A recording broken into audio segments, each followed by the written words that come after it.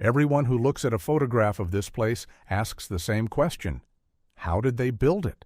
Almost nobody asks the harder one. How did they get the men on and off?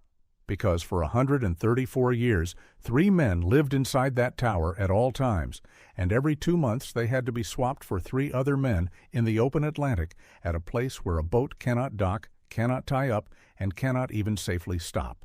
There is no harbor. There is no jetty. There is no beach. There is no land. The rock this lighthouse stands on measures about 46 meters long and 16 meters wide, and it rises out of 45 meters of water.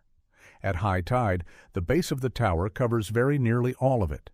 The Guinness Book of Records lists Bishop Rock as the smallest island in the world with a building on it, and that is not a figure of speech. The building is the whole island. The stone of the rock meets the stone of the tower with nothing in between. It sits 4 miles west of the Isles of Scilly and about 40 miles off the coast of Cornwall, and west of it there is nothing but open Atlantic until North America. And here is the part that surprises people. Nobody was ever posted there against their will. Keeping was a career, it was competitive, and men did it for decades. There are 3 things going on in that tower.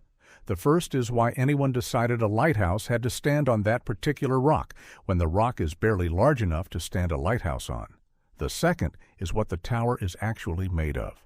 And there is one thing about its construction that almost nobody outside the lighthouse service knows, and once you hear it, you cannot look at the building the same way again.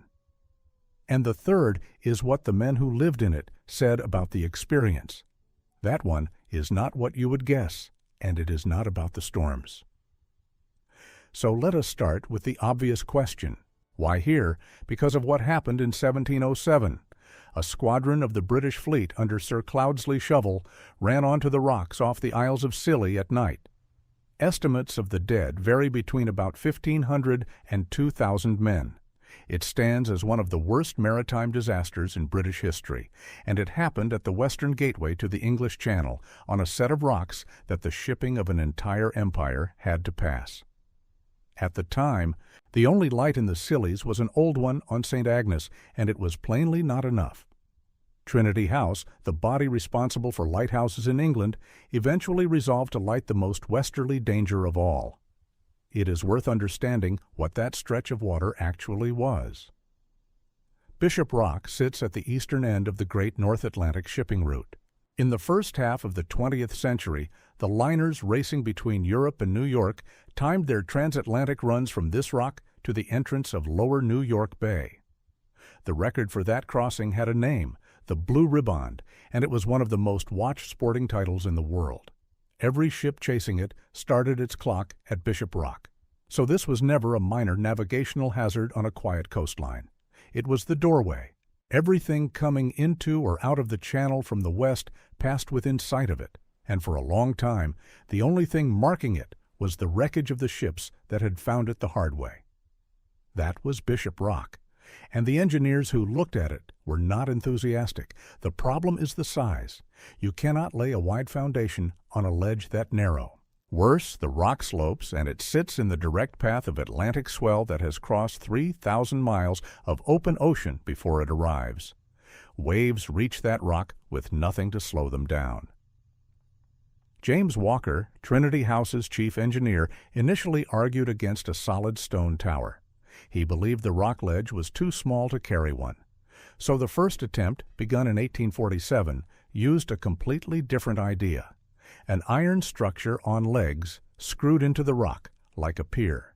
The reasoning was that waves would pass freely between the legs instead of hitting a solid wall. The tower was almost finished. The lighting apparatus had not yet been installed. On the night of the 5th of February, 1850, an Atlantic storm swept the entire structure away. All of it. Years of work, gone in a night, before the light had ever been lit.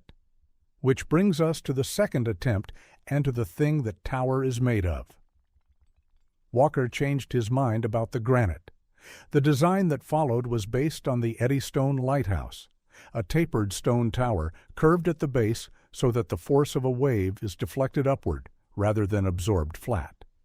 The construction is the part worth understanding, because it explains why the building is still there. The granite was quarried on the mainland, shipped to the Isles of Scilly, and cut and numbered at a depot before being sent out to the rock. Each block weighed between 1 and 2 tons, and they were not simply stacked. Every block was dovetailed and keyed into the ones beside it, above it and below it, so that the finished tower was not a pile of stone, but a single interlocked mass. A wave hitting one block is a wave hitting all of them. The lowest stone had to be laid below the low water mark of the lowest spring tides, which meant working underwater. So they built a cofferdam around the site and pumped the water out, so masons could work on dry rock in the middle of the sea. The workmen were housed on a small uninhabited islet nearby, with living quarters and workshops built for them, and they were carried out to the rock only when the weather allowed. Working spells were short and infrequent. The whole thing took 7 years.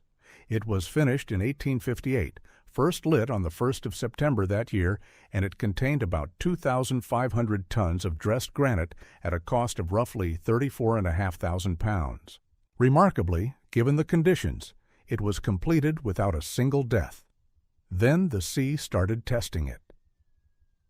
On the night of the 30th of January, 1860, less than 2 years after the light was first shown, a wave tore the fog bell off the gallery.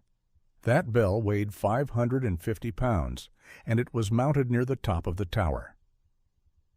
Think about what that means. Water was arriving at that height with enough force to rip a 1/4 ton of metal off the structure. But now we get to the thing I promised you, and it is the detail that almost nobody knows. In 1881, Sir James Douglas inspected the tower and found cracks, damage, and structural weakness. The tower was being slowly beaten apart. The obvious solutions were to reinforce it from inside or to demolish and rebuild. Douglas proposed something else. He proposed building a second lighthouse around the first one. The work began in 1882. Massive granite blocks were sunk into the rock and bolted down to enlarge and strengthen the foundation, forming an enormous cylindrical base, a buffer so that a wave would spend its force on the base before it ever reached the tower. Then the entire original tower was encased in a new skin of masonry, averaging about 1 meter thick, carried all the way up, and the whole thing was raised 12 meters taller. The additional granite weighed 3,200 tons, bringing the total mass of the structure to 5,700 tons. It was completed in October 1887 at a cost of £66,000, nearly double the original build. So the lighthouse you see in photographs is not the 1858 tower.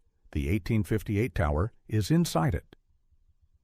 The building that has stood in the Atlantic since 1887 is a stone shell wrapped around an older stone tower that was cracking, and the original is still in there, entombed, holding the middle. I am curious which part of that you would find hardest to believe. The block-by-block interlocking, the cofferdam, the bell, or the tower inside the tower. And that raises the question I opened with. Who lived in it, and how did they get there? 3 keepers at a time. That was the standard for what the service called a rock station, a lighthouse isolated out at sea as opposed to one on a headland where a man could walk. A new keeper was typically sent to a rock station first, and a tower rock was the most confined kind because on an island rock you can at least walk around outside. On Bishop Rock there is no outside. The tower has 10 floors, a water tank at the bottom, an entrance room, oil rooms, a living room, a bedroom, and the lantern at the top. Everything a man needed for 2 months stacked vertically inside a cylinder. That vertical arrangement shapes the whole experience. In an ordinary building, you move sideways between rooms. In a rock tower, every trip is a staircase, and the staircase is a spiral inside a wall that narrows as it rises. Fresh water was not plumbed in from anywhere. It sat in a tank at the bottom of the building, and it had to last. Fuel for the light was stored in its own rooms and hauled upward by hand, and the work never stopped. The light had to be kept turning through every hour of darkness, which meant the 3 men split the night into watches between them, and someone was always awake. That is the actual job, not scanning the horizon for ships in distress, which is the version most people picture, but maintaining a machine, cleaning glass, trimming and tending the lamp, winding the mechanism, logging the weather, so that it never once failed while ships were passing. For 134 years, it never did. The rotation was 2 months on the rock, then a period ashore. And the crucial detail is this: the 2 months did not begin when you were supposed to arrive. They began when you actually landed. If weather delayed the relief, the men already out there simply stayed. And the delays were not small. At Wolf Rock, another Trinity House tower in the same waters, the average overdue time for a relief was 43 days. The Keepers Union eventually negotiated that if a relief ran more than 7 days late, the supply tender had to stay in the area and wait, which tied up an entire ship and its crew. There is a first-hand account of what being overdue actually meant, and it comes from an unusual source. In December 1946, a BBC crew went out to Bishop Rock to record a Christmas broadcast from the Keepers. They intended to stay a few days. The same gales they were describing on air then prevented the relief, and they were stuck for almost a month. With 5 men on station instead of 3, the fresh food ran down. The Keepers had to radio Trinity House for permission to break into the emergency stores of bully beef and biscuits. The BBC man described it afterwards in a way no promotional material ever would. It was always the same walls. They lived essentially in one room about 15 feet across. He wore the same shirt for 29 days, and he said he was thoroughly sick of the sight of it. It is worth noticing what he was describing. He was a visitor who got caught for a month and found it close to unbearable. The men he was living with did that on a schedule, deliberately, as their profession, and then went ashore and came back and did it again. There is a second detail in that story that is easy to skim past. 5 men on a station provisioned for 3 ran short of fresh food inside a month. That tells you exactly how much margin a rock tower carried. Not none, but not much. And the emergency stores were emergency stores in the plain sense of the words. Now, the landing itself. Before 1976, there was no way to reach the door of that lighthouse except by rope. The boat could not tie up. It stood off the rock in open swell while a man was hauled across on a line in a breeches buoy, a canvas harness slung from a wire, and winched up to a landing stage 45 feet above the waterline, hand-operated with the Atlantic moving underneath him. It was so dramatic that watching a relief became a tourist attraction. Visitors to the Isles of Scilly would take small boats out specifically to see keepers being winched onto the rock. Consider the sequence from the keeper's side. You are in a small boat in Atlantic swell off a rock you cannot land on. You put on a canvas harness. The boat holds position, rising and falling several feet with every wave, while men above you turn a winch by hand. Then you leave the deck, and for the length of that transfer, you are suspended over moving water on a wire with a granite wall on one side and nothing on the other. And you are carrying 2 months of belongings. Every item that ever entered that lighthouse went the same way. Food, fuel, tools, mail, spare parts. All of it, block and tackle, up 45 feet of stone. And it was genuinely dangerous. In 1975, during filming for a BBC children's program, a presenter being winched up to the lighthouse had the harness of her breeches buoy fail. She was left hanging onto the line. That was the ordinary commute to work, twice a year, for over a century. The fix came in 1976, and it changed the building's silhouette permanently. Trinity House built a helideck on top of the lighthouse, directly over the lantern. To fit it, they had to remove the gallery wall, the copper dome of the lantern room, the ventilator, and the weather vane. From that point on, keepers arrived by helicopter, and the last official boat relief was carried out that year, with 3 keepers named George Williams, Roger Simmons, and Terry Johns. Now, here is what surprises people. The thing that ended life on Bishop Rock was not a storm. The building had already proven it could take those. On the 5th of February 1994, the 144th anniversary, to the day of the storm that destroyed Walker's first tower. The sea tore off the metal entrance doors. The lighthouse kept working. What ended it was electronics. The lamp was converted to electric in 1973. The station was converted to automatic operation during 1991. And on the 21st of December 1992, the last keepers walked out of the tower and went home. There is no mystery about why. A lighthouse is a machine that has to run reliably and be maintained occasionally. Once the lamp is electric, the mechanism is automatic, and a fault can be reported down a wire to an office on the mainland. The case for keeping 3 men in a granite cylinder in the Atlantic and risking a helicopter twice a year to swap them becomes very hard to make. The technology that made the job survivable is the same technology that made it unnecessary. Nobody has lived there since. The lighthouse still works.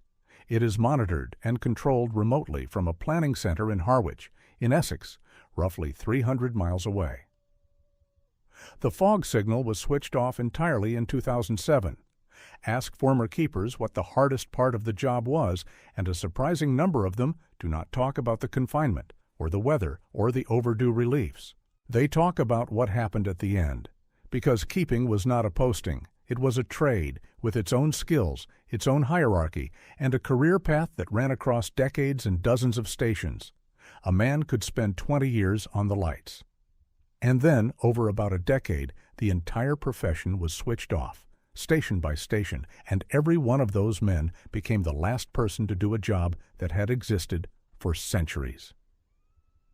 The tower they left is still standing, still lit, and still the most isolated address in England. It simply does not need anyone in it anymore. So the next time you see that lighthouse in a photograph, alone on a flat blue Atlantic, do not picture a lonely building that nobody ever reached. Picture 3 men inside it, 60 days at a time, in a room 15 feet across. Picture the older tower sealed inside the newer one, still holding. And picture the 21st of December, 1992, when the last of them climbed into a helicopter on the roof and the light stayed on without him. They built it so well that it made them unnecessary.